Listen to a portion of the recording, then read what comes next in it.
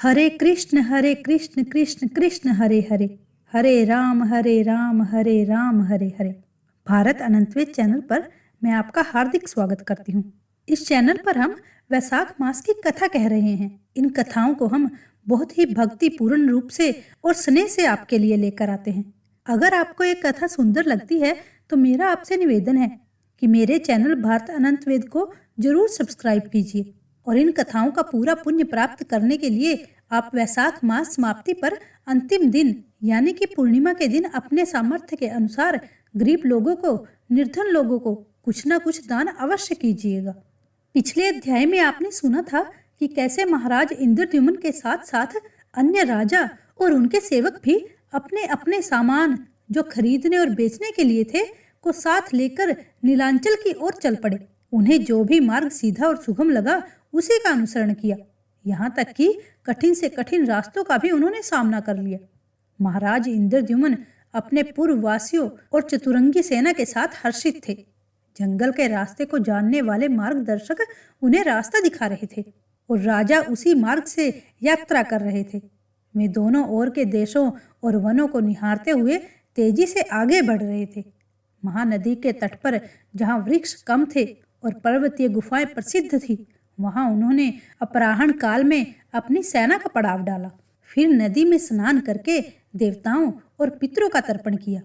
इसके बाद विधिवत भगवान विष्णु की पूजा की और नारद जी के साथ भोजन किया। सूर्य अस्त चाल के शिखर पर पहुंचने पर राजा ने सायंकाल की उपासना की और फिर सभा में बैठ गए। उन्होंने एक श्रेष्ठ वैष्णव का चंदन, माला और तांबुल से पूजन किया। फिर भगवान के सर्व पाप हरण करने वाले चरित्र का श्रवण करने के लिए सिंहासन पर बैठ गए।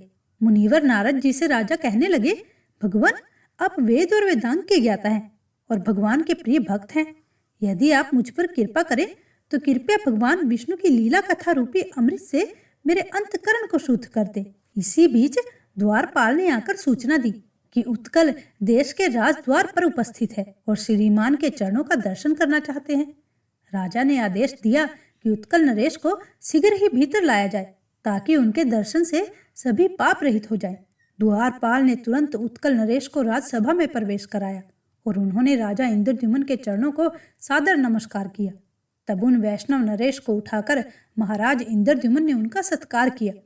अपने आसन पर बिठाकर विनयपूर्ण वचनों से उनसे कहने लगे, राजन, क्या आप कुशल से हैं? उत्कल नरेश, नीलांचल शिखर पर निवास करने वाले भगवान माधव वहां विजय भाव से विराजमान है ना?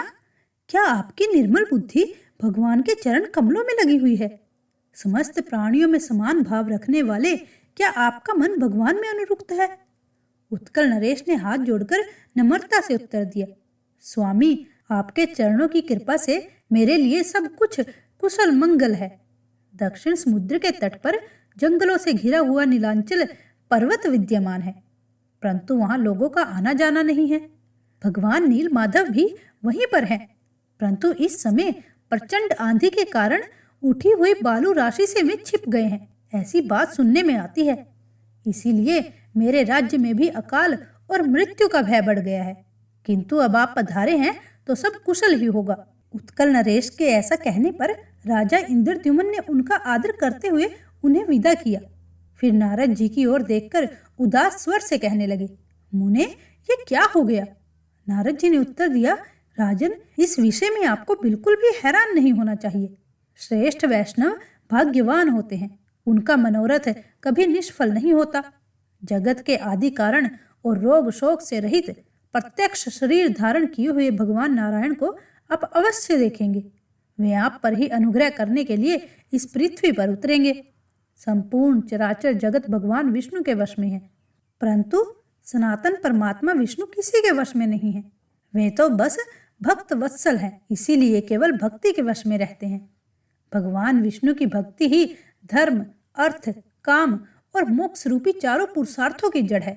वो भक्ति ही भगवान को वश में करने का उपाय है।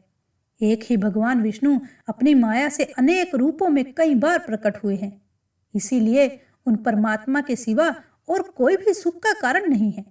हे राजन, आप ब्रह्मा जी की संतान परंपरा में 5वें पुरुष हैं और श्रेष्ठ वैष्णव भी हैं। आपने 18 विद्याओं में पूर्ण विद्वता प्राप्त की है और सदैव सदाचार में स्थित रहते हैं। आपने इस पृथ्वी का न्यायपूर्वक पालन किया है। विशेष तौर पे तो आप ब्राह्मणों के पूजक हैं। इसीलिए पुरुषोत्तम क्षेत्र में इन चरम चक्षुओं से भगवान पुरुषोत्तम का दर्शन आपको अवश्य ही प्राप्त होगा। इस महत्वपूर्ण कार्य में तुम्हारी सहायता के लिए ही ब्रह्मा जी ने मुझे नियुक्त किया है। जब हम पुरुषोत्तम क्षेत्र की यात्रा करेंगे तब मैं तुम्हें वो सभी बातें विस्तार से बताऊंगा। अब रात का तीसरा पहर है, इसीलिए सभी राजाओं को उनके शिविरों में विश्राम करने की आज्ञा दो। और हे राजन, तुम भी आराम कर लो। जयमनी जी के अनुसार नारद जी के इस प्रकार आश्वासन देने पर राजा इंद्रद्युम्न ने प्रसन्नता पूर्वक विचार किया और अपने प्रयासों को सफल मान लिया। उन्होंने सभासदों को विदा करके मुनि का हाथ पकड़कर अंतपुर में प्रवेश किया।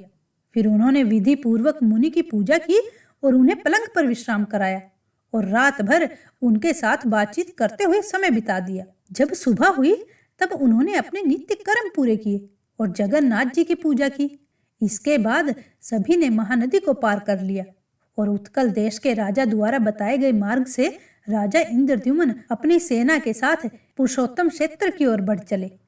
थोड़ी दूर चलने के बाद उन्हें गंधवै नामक नदी मिल गई जो तेजी से बह रही थी। नदी को पार करने के बाद उन्होंने शंख और अन्य वाद्यों की ध्वनि सुनी। राजा ने नारद जी से पूछा कि ये शब्द कहाँ से आ रहे हैं। तब नारद जी कहने लगे, हे राजन, ये एक अत्यंत दुर्लभ क्षेत्र है जिसे भगवान विष्णु ने गुप्त रखा हुआ है। तुम भाग्यशाली हो, इसीलिए तुम्हारे सौभाग्य से जितेंद्रिय पुरोहित ने भगवान का दर्शन किया है। यहाँ से तीसरे योजन पर नीलगिरी स्थित है और यह भगवान गौरीपति का एकाम्र वन नामक क्षेत्र है। अब आप बहुत दूर नहीं हैं। एक बार भगवान शिव ने अनादि पुरुषोत्तम की स्तुति की थी। वे कहते हैं, हे नारायण, हे परम धाम, हे परमात्मा, हे परात्पर, हे सच्चिदानंदमय वैभव से युक्त निरंजन परमेश्वर, आपको मेरा नमस्कार है। आप संसार के कारण हैं और गुणों के भेद से सृष्टि, पालन और संहार कर्म करते हैं। आपने अपनी योग माया से अपने आप को गुप्त रखा हुआ है। आप ना तो भीतर हैं और ना ही बाहर, फिर भी आप बाहर और भीतर दोनों ही हैं। दूर होते हुए भी आप अत्यंत निकट हैं। आप ही भारी, हल्के, स्थिर, अत्यंत सूक्ष्म और अतिशय स्थूल हैं। आपको मेरा नमस्कार है। जिनके कटाक्ष विलास से कोटि कोटि ब्रह्मा और अनगिनत रुद्र उत्पन्न होते हैं, उन श्री हरि को मेरा नमस्कार है। नमन है उस विश्व रूप भगवान को जिनके प्रत्येक रोम में असंख्य ब्रह्मांड समाये हुए हैं और जिनके अपरिमित शरीर का मापन संभव ही नहीं है। जब त्रिपुरासुर के संहारक भगवान शंकर ने इस प्रकार स्तुति की, तब शंख, चक्र, गदा धारण करने वाले वनमाला से अलंकृत, हार, कुंडल, कयूर, मुकुट से सुशोभित कृपा के सागर भगवान गरुड़ वाहन विष्णु ने शिवजी से कहा, दक्षिण समुद्र के किनारे नीलाचल से सुसज्जित 10 योजन विस्तार वाले क्षेत्र चित्रोदा नदी से लेकर समुद्र तक फैले हुए हैं। उसके उत्तर में एकाम्र वन नामक सुंदर वन है। वहीं पार्वती जी के साथ आपका निवास हो। यहाँ सृष्टि के कर्ता ब्रह्मा जी मेरे आदेश अनुसार आपको कोटि लिंगों के अधिपति के रूप में अभिषेक करेंगे। भगवान विष्णु के ऐसा कहने पर भगवान शिव ने कहा, हे देवाधिदेव, हे जगन्नाथ, हे शरणागतों के दुख हरने वाले, हे प्रभु, हे जगतपति, आप जो पुरुषोत्तम क्षेत्र में जाने की आज्ञा दे रहे हैं उसे मैं शिरोधार्य करता हूँ और उस मोक्षदायक कल्याणकारी तीर्थ में जाऊंगा। ऐसा कहकर भगवान शंकर उस क्षेत्र में पधारे और फिर साक्षात ब्रह्मा जी ने वहां उनकी स्थापना की। राजन, अब हम सब लोग वहां चलेंगे और त्रिपुर विनाशक शिवजी के दर्शन करेंगे। ये जो शिवजी का क्षेत्र है, इसे तमोगुण का नाशक और रजोगुण को धो डालने वाला क्षेत्र कहा गया है। ये वीरज मंडल के नाम से प्रसिद्ध है। सत्व गुण की अधिकता के कारण पुरुषोत्तम क्षेत्र को मुक्तिदायक बताया गया है। महाराज, जिनका मन पाप कर्मों से मलिन हो गया है, उनका विश्वास इस क्षेत्र में कभी नहीं जमता। नारद जी की बात सुनकर राजा प्रसन्न हो गए और कहने लगे, हे ब्राह्मण, आपने मुझे परम पावन क्षेत्र का परिचय दिया जहाँ पर साक्षात भगवान उमापति विराजमान है। हम अवश्य ही वहां जाएंगे। इस निश्चय के बाद देव ऋषि नारद और राजा इंद्रद्युम्न दोपहर के समय सेना के साथ एकाम्र वन में पहुंच गए। वहां विंदु तीर्थ में स्नान करके उसके तट पर विद्यमान भगवान पुरुषोत्तम का उन्होंने विधि पूर्वक पूजन किया। उसके बाद वे कोटेश्वर महाल्य को गए। वहां जल से आचमन करके सात्विक धर्म में स्थित राजा ने त्रिभुवनेश्वर नामक लिंग का महास्नान की विधि से पूजन किया। फिर अनन्य चित्त से भगवान शंकर का ध्यान करते हुए वे खड़े रहे। तब भगवान शंकर ने प्रसन्न होकर स्पष्ट वाणी में कहा, महाराज इंद्रद्युम्न, थोड़े ही समय में आपका मनोरथ पूर्ण होगा। इसके पश्चात उन्होंने देव ऋषि नारद से कहा, महाभागवत महादेव जी ने जो आज्ञा आपको दी है उसे इस राजा के द्वारा अनेक यज्ञ कराते हुए पूर्ण करें। पुरुषोत्तम क्षेत्र स्वयं भगवान विष्णु का अवतार है और उसमें भी अत्यंत पुण्यमयी अंतर्वेदी को भगवान विष्णु के हृदय के समान माना गया है, जिसकी रक्षा के लिए श्री विष्णु ने 8 अवतारों में मुझे स्थापित किया है। शंख क्षेत्र के पुरुषोत्तम क्षेत्र के अग्रभाग में दुर्गा देवी के साथ मैं नीलकंठ नाम से निवास करता हूँ। वहीं इस राजा को ले चलो। इस समय नीलमणि में विग्रह वाले भगवान श्री हरि अंतर्ध्यान हो गए हैं। वहां मेरी आज्ञा से भगवान श्री नरसिंह देव का क्षेत्र बनाओ। उस क्षेत्र में हमारे पास में ही राजा इंद्रद्युम्न एक सहस्त्र अमित यज्ञ करें। यज्ञ समाप्त होने पर इन्हें वो अद्भुत ब्रह्म स्वरूप वृक्ष भी दिखलाओ। उसके द्वारा विश्वकर्मा जी 4 प्रतिमाओं का निर्माण करेंगे और उन प्रतिमाओं की स्थापना करते समय ब्रह्मा जी स्वयं वहां पधारेंगे। तदंतर ये राजा समस्त पापों का नाश करने वाले और संपूर्ण जगत के आधारभूत भगवान विष्णु के दर्शन करेंगे। काष्ठ में शरीर अर्थात लकड़ी के शरीर में प्रकट हुए भगवान दर्शन मात्र से मोक्ष प्रदान करने वाले होंगे। देव ऋषि नारद, भगवान विष्णु अपनी आज्ञा के पालन और भक्ति से बहुत प्रसन्न होते हैं। तब देव ऋषि नारद ने जगत गुरु महादेव जी को प्रणाम करके हाथ जोड़कर बोल दिया। उन्होंने जो कुछ भी महादेव जी से कहा, भक्तजनों, उसका वृत्तांत आप सभी अगले अध्याय में सुनेंगे।